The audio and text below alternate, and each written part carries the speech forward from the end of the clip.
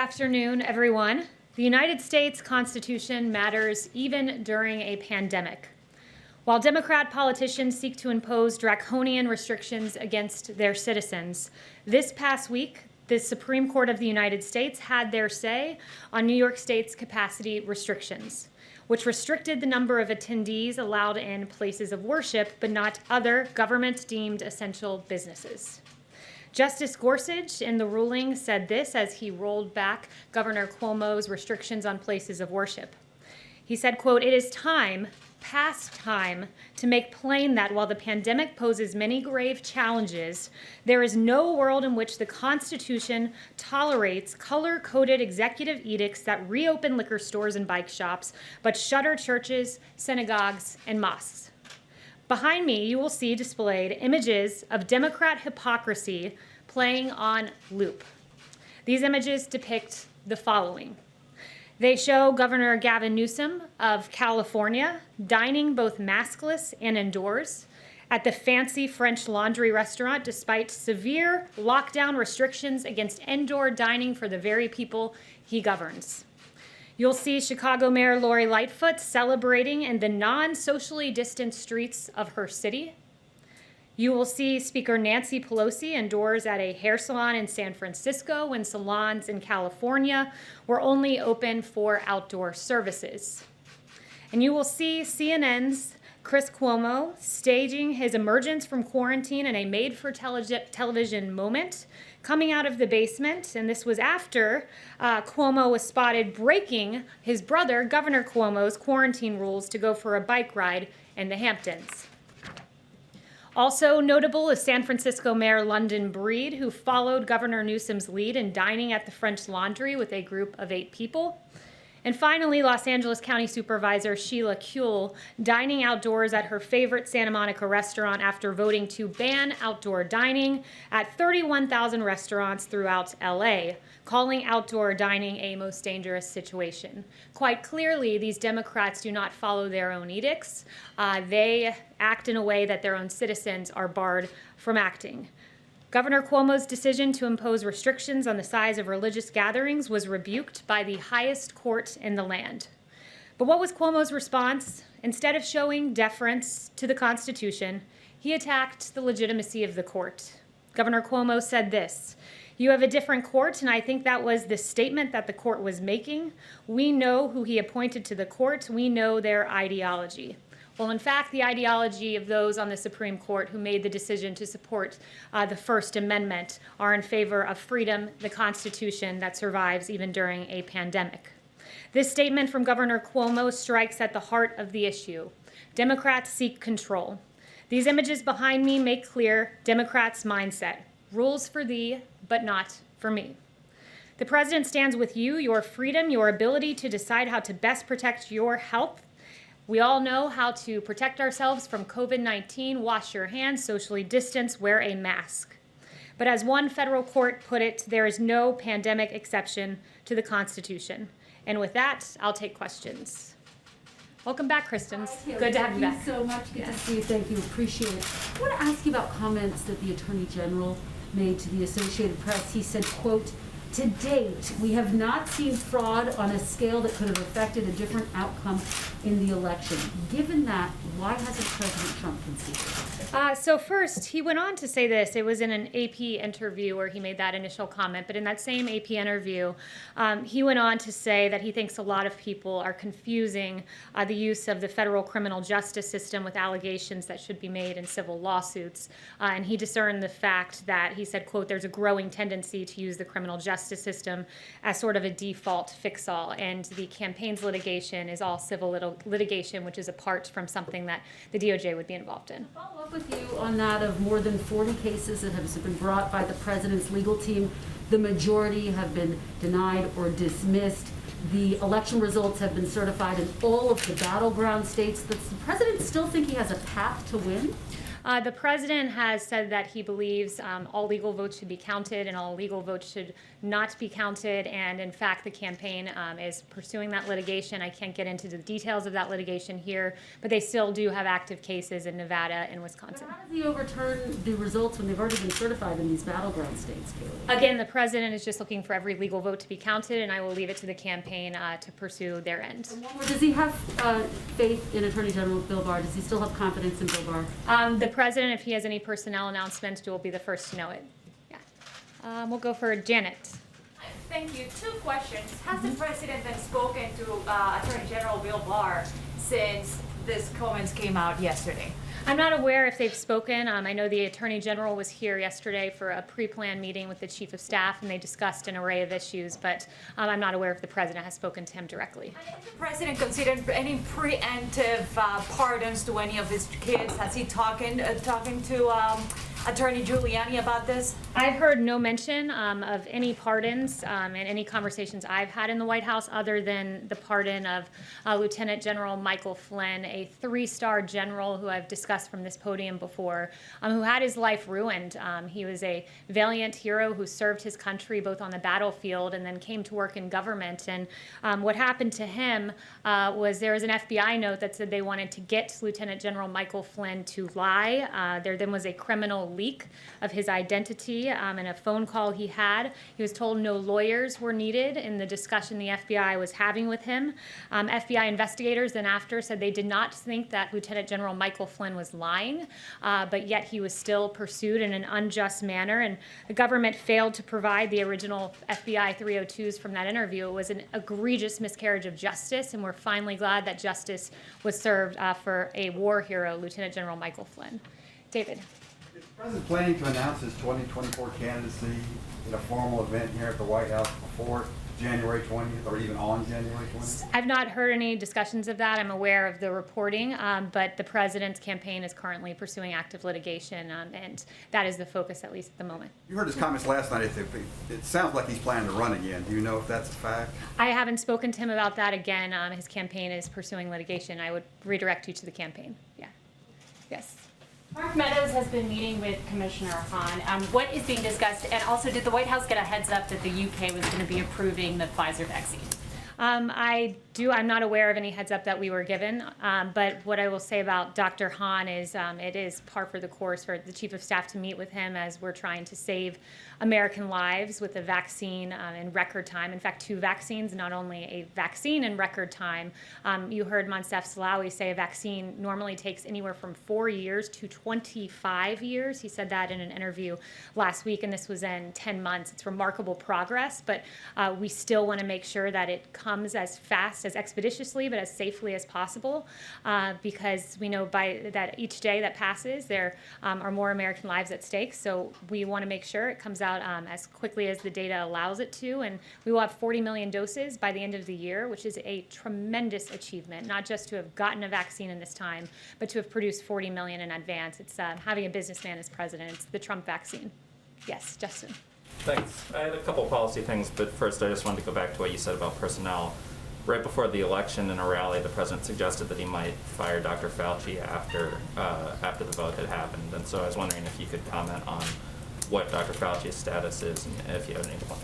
Yeah, I've heard no discussions of that. Dr. Fauci's still hard at work on the task force. And then there were 2 things that the president mentioned as policy goals that would happen before the election that we haven't seen any sort of obvious progress on, so I wanted to check in on those. The first is the $200 Medicare prescription drug card that was supposed to happen before the election.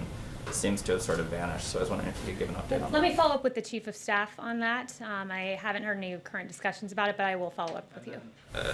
He had also promised an immigration order, an executive order on immigration that would protect dreamers. Again, he promised that before the election. Do you have any He put forth many different immigration packages on HB1 visas and others to protect American workers. I'll circle back, but there were many iterations of immigration EOs prior to the election. Is that work progressing at this point, or have you sort of thrown in the towel? I think right now the focus is making sure that there is stimulus relief for Americans who are hurting right now. So that is the current active policy priority that we are working on moment by moment, along with COVID. Yes. Yes. Kayleigh, as demonstrated by the large red ribbon out around the White House, yesterday was World AIDS Day.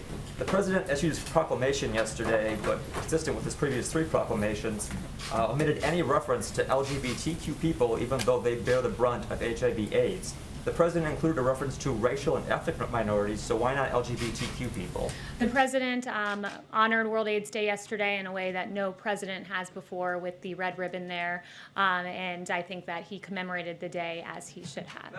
Why there's no reference to LGBTQ people in the Charlotte. proclamation? Isn't that it? Charlotte, go ahead. Thanks, Kayleigh. I wanted to ask about Section 230. Is President Trump willing to allow a government shutdown over that in the National Defense Bill? The president has made clear the importance of 230, and I would point you to his tweet about how that pertains to the NDAA. One thing I would say, when you look at 230, just to explain for the American public exactly what that is, it's essentially a shield that is given to social media networks because they claim to be the public square. But in the case of Twitter, Twitter has become a publisher, choosing to fact check certain content. And when you're a publisher, there are certain responsibilities with that. You should not be immune from liability. And when you look at what Twitter has done on the Ayatollah Khomeini, we were just looking at his Twitter account before coming out here, and just a few weeks ago, the Ayatollah Khomeini of Iran tweeted, quote, "Why is it a crime to raise doubts about the Holocaust?" Something not worthy of a flag by Twitter, which is despicable when you think about it. Also, the Ayatollah has tweeted that Israel is a deadly, cancerous growth that should be uprooted and destroyed, something that Twitter did not deem worthy of flagging or blocking in its entirety. And in fact, Twitter executives defended that move in front of the Knesset. This is a very important issue, one that there's even bipartisan agreement that something needs to be done. So the president will be unashamed in fighting against that kind of vitriol that we see and very hateful language that Twitter is publishing. Kristen. Thank you, Kayleigh. Just one more question about Section 230. The Democratic chairman of the House Armed Services Committee, he put out a statement essentially saying that these two things are not related, Section 230 and something as big and important for our national security as the NDAA. So I just want to be clear here, is President Trump seriously considering and talking about vetoing the NDAA over Section 230? Yes, the president is serious about it, and I noted, when you have other world leaders that are making calls for genocide and Twitter not finding that worthy of flagging or blocking. Beyond that, you look at China, who's putting out disinformation. China tweeted out, I believe it was 6 days ago, I think it was November 25th, that COVID-19 did not originate in Wuhan, something that was not deemed worthy of flagging by Twitter. There are real grave concerns here, and the president stands by that. And it also is worth noting that the president will always defend our military, ensure that we get adequate defense funding, as he's gotten $2.9 trillion so far. But he is going to put the pressure on Congress to step up on this. And one more question about Attorney General Bill Barr's comments. I believe you said that you're not sure if President Trump and the Attorney General have spoken since he made those comments. Was that right? Yes, I'm not sure if they've spoken. But can you at least tell me, was President Trump upset when he heard the Attorney General say that he has not seen or the DOJ has not uncovered evidence of widespread voter fraud enough to overturn the outcome of the election? I haven't spoken with the president specifically about AG Barr or that comment. And I would also just point everyone to the revised, or the supplemental, I should say, not revised, comment that was put out by AG Barr in the wake of media reporting that seemed to misconstrue his statement.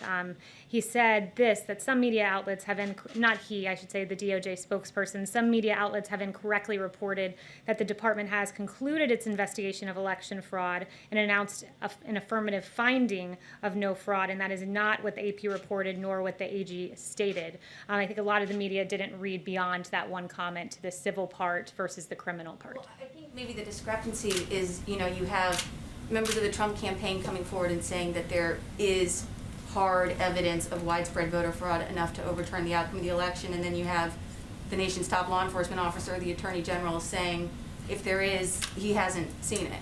Well, the Attorney General was speaking to what has come before his desk, and again, I'd point you to the campaign for specific questions on this, but I would just say generally they are pursuing civil litigation, which in fact the Attorney General explicitly said some of this is meant more for civil litigation, which is what the campaign is currently pursuing. Kevin. Kayleigh, is the president seriously considering skipping the inauguration? I'll leave that to the president to make his announcement. He tweeted something to the effect of he knows what his decision is and he'll make his decision at the right time. Rationale could he possibly have for skipping? I'm not going to speculate on the president's decision. I'll leave that to him to announce it. Just Yeah. one follow-up. There was a report yesterday on federal officials investigating a potential bribe for pardon scheme. Has anybody at the White House been questioned by federal law enforcement officials regarding potential bribes for a pardon? No, and in fact, a DOJ official said yesterday that no government official was or is currently a subject or target of the investigation disclosed in this filing. Yeah. Andrea. So thanks for taking my question. I wanted to ask about FBI Director Wray.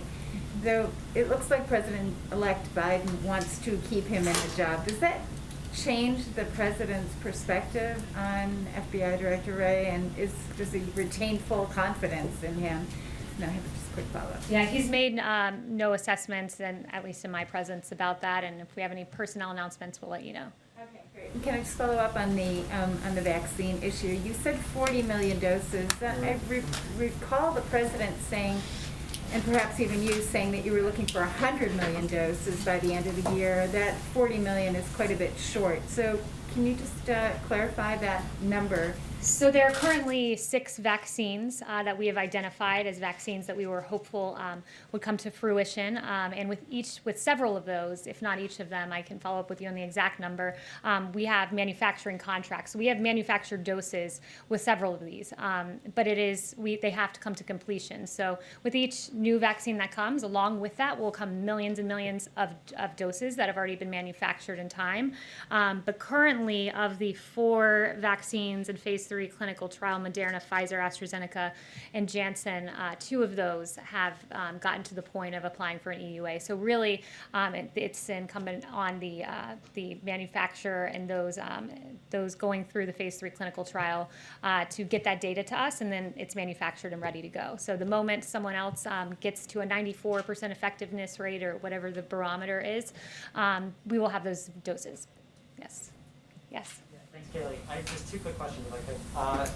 Georgia officials have said election workers there are facing threats because of the president's false claims about winning the state and his rhetoric about the election. Does the president condemn threats against election workers, or does he take any responsibility for those threats? We condemn any threats against anyone. There's no place for violence.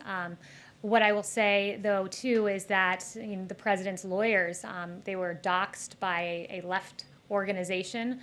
Their private information put out, so we're seeing that happen to people on both sides of the argument, and there's no place for that ever anywhere. And then just real quick, the CDC director today said that the next few months could be among the worst public health months in American history.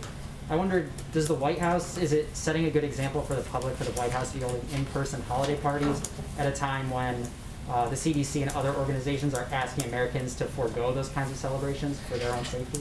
Yeah, so, if you can loot businesses, burn down buildings, engage in protest, you can also go to a Christmas party.